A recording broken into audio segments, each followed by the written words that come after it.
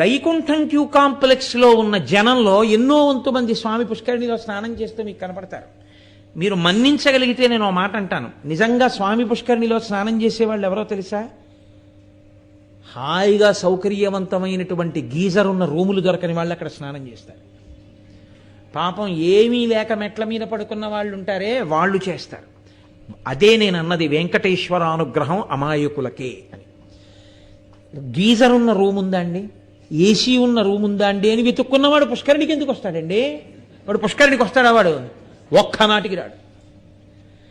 స్వామి పుష్కరిణి స్నానం అంతటి పాప నిర్మూలనం చేస్తుంది కాదు. అసలు స్వామి పుష్కరిణి గురించి ఏం చెప్పారో తెలుసా అండి?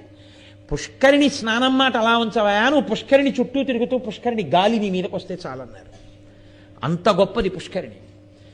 అటువంటి పుష్కరిణి స్నానం, అటువంటి పాప వినాశన స్నానం, అటువంటి కుమారధారా స్నానం, అటువంటి తుంబురు తీర్థ స్నానం, అటువంటి ఆకాశగంగా స్నానం తిరుమల యాత్రలో అంతర్భాగం చేసుకున్న వాళ్ళం ఎంతమంది ఉంటున్నాం?